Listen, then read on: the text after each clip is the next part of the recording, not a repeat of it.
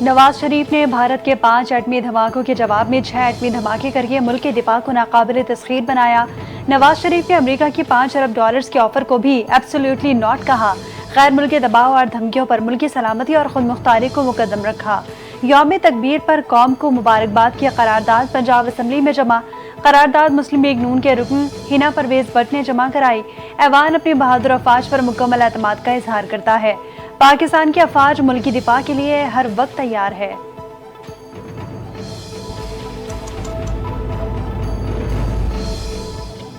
ایٹمی طاقت کا حصول دانش مندانہ فیصلہ تھا۔ صدر مملکت آصف علی زرداری اور وزیر اعظم شہباز شریف کی یوم تکبیر پر قوم کو مبارکباد۔ ایٹمی پروگرام کی بنیاد رکھنے پر شہید ذوالفقار علی بھٹو کو خراج عقیدت پیش کیا۔ صدر آصف علی زرداری نے کہا، پاکستان کی ایٹمی صلاحیت امن کی ضامن ہے۔ ایٹمی قوت ہماری خود مختاری اور قومی سلامتی کو یقینی بناتی ہے۔ وزیر اعظم شہباز شریف نے کہا، پہاڑوں سے اللہ اکبر کی صدا آج بھی پاکستانی قوم کا عہد بن کر گونج رہی ہے۔ یوم تکبیر قوم کے اتحاد، آزادی اور خود مختاری پر سمجھوتہ نہ کرنے کے اعلان کا دن ہے۔ ایٹمی دھماکے پرامن اور محفوظ پاکستان کی ضمانت ہے۔ 27 سال بعد بھی پاکستانی قوم کا سر فخر سے بلند ہے اور سربلند رہے گا۔ دشمن سرزمین پاک پر میلی نظر سے دیکھنے کی جرات بھی نہیں کر سکتا۔ اور وزیر اعلیٰ پنجاب مریم نواز کی یوم تکبیر پر مبارکباد، کہتی ہیں کہ پاکستان کا ایٹمی قوت بننا پوری امت مسلمہ کا فخر ہے۔ 28 مئی کو چاغی کے پہاڑوں میں لگائے گئے نعرہ تکبیر کی گونج آج بھی وطن عزیز کی فضاؤں میں موجود ہے۔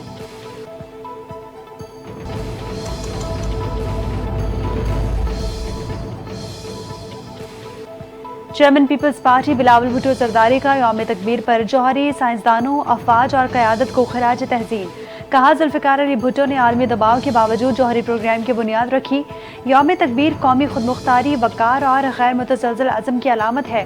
جب ایک قوم متحد ہو، سائنس سے برتری سے لیس ہو اور افواج کی حفاظت میں ہو تو وہ ہر چیلنج کا سامنا کر سکتی ہے۔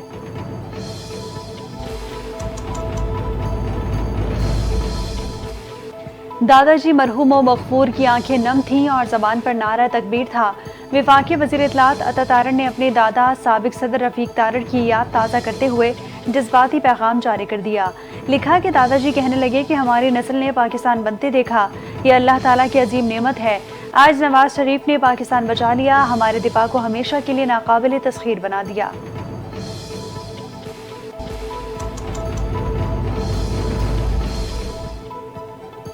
جوہری خطے میں طبل جنگ بجانا غیر ذمہ دارانہ فعل ہے۔ بھارتی توسیع پسندانہ عزائم کا اظہار کر رہا ہے۔ مسئلہ کشمیر جنوبی ایشیا کے عوام کی ترقی کی راہ میں رکاوٹ ہے۔ امریکہ میں پاکستانی سفیر رضوان سعید شیخ کی میڈیا سے گفتگو، کہتے ہیں کہ امریکہ کے بروقت اور مؤثر کردار سے پاک بھارت جنگ بندی ہوئی۔ پاک بھارت کشیدگی کے بعد مسئلہ کشمیر ابھر کر دنیا کے سامنے آیا۔ دنیا کی توجہ کئی دہائیوں سے حل طلب مسئلے کی جانب مبذول ہوئی۔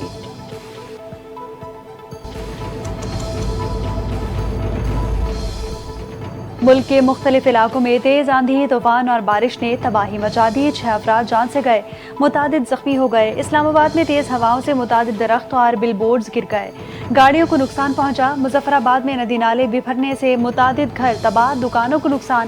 سوابی میں گھر کی چھت گرنے سے بچہ چل بسا، درخت اور بجلی کے پول بھی زمیں بوس ہو گئے۔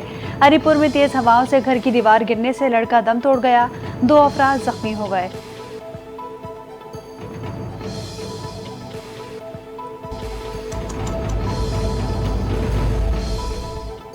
تحریک انصاف والے تحریک عدم اعتماد لائیں، ہمارے تو نہیں، پی ٹی آئی کے لوگ ضرور کم ہو جائیں گے۔ مسلم لیگ نون کے سینیٹر عرفان صدیقی نے پی ٹی آئی کو آڑے ہاتھوں لے لیا۔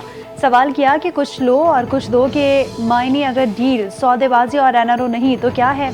تحریک انصاف پہلے یہ طے کر لے کہ کس سے کیا بات کرنی ہے۔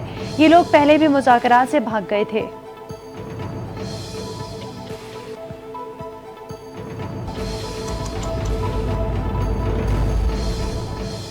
وفاقی وزیر احسن اقبال کا این ایف سی ایوارڈ میں وسائل کی تقسیم کا معیار تبدیل کرنے کا مطالبہ۔ کہتے ہیں کہ آبادی اور افلاس کا معیار رجت پسندانہ ہے۔ صوبوں کو غلط چیزوں کی ترغیب ملتی ہے، اسے ترقی پسندانہ بنانا چاہیے۔ ضرورت ہے کہ اب این ایف سی کے وسائل کی تقسیم کے فارمولے کو واپس لیا جائے، صوبوں کو ان کی آبادی بڑھنے پر ترغیبات دی جائیں۔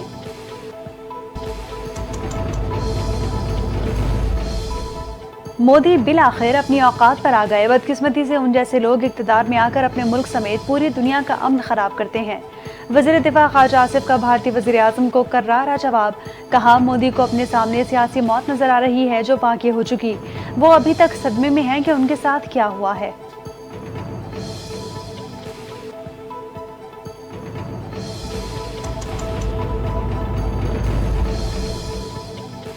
ईद उल अज़हा करीब आते ही मुल्क भर में मवेशी मंडियों का मेला सज गया। हर तरफ जानवरों की बहार, कहीं मोटे ताज़े बैलों की धाक, कहीं खूबसूरत बकरों के अंदाज निराले। जानवरों के मुनफरिद नाम भी तवज्जो का मरकज बन गए। हर जानवर अपनी शान में मस्त, हर खरीदार अपनी पसंद में गुम। कैटल फार्म्स पर भी खूब गहमा गहमी। शहरी खूबसूरती, ताकत और कीमत का तवाज़ुन ढूंढने में मसरूफ हैं।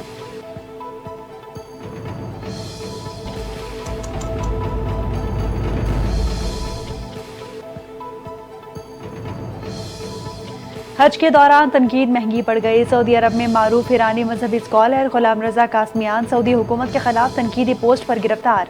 ईरानी अदलिया ने गिरफ्तारी को गैर मुनसिफाना और गैर कानूनी करार देते हुए फौरी रिहाई का मुतालबा कर दिया।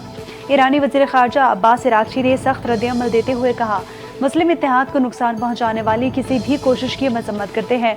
बरादर मुल्क सऊदी अरब से बढ़ते ताल्लुकात को सबोताश करने की इजाज़त नहीं देंगे।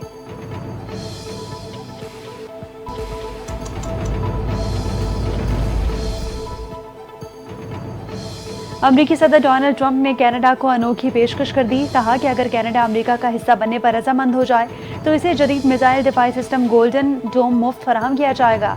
ताहम अगर कनाडा अपनी खुद मुख्तारी हैसियत बरकरार रखना चाहता है तो उसे इस निज़ाम का हिस्सा बनने के लिए $61 अरब की भारी रकम अदा करना होगी।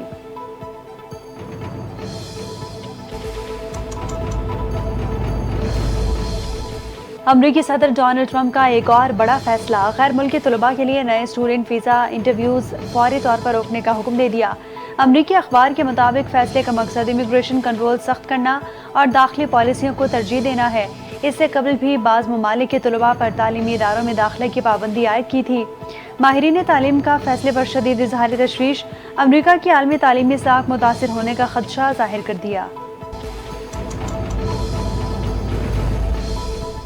और पाकिस्तान और बांग्लादेश के दरमियान T20 मैचेस की सीरीज का आगाज आज से होगा।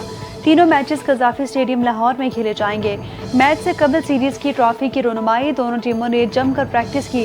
पाकिस्तान और बांग्लादेश के दरमियान मैच रात 8 बजे शुरू होगा। पाकिस्तानी कप्तान सलमान अली आगा ने कहा, इंटरनेशनल क्रिकेट में कोई टीम आसान नहीं होगी। बांग्लादेशी कप्तान लिजिंदास बोले कि यकीन है किसी भी टीम को हरा सकते हैं।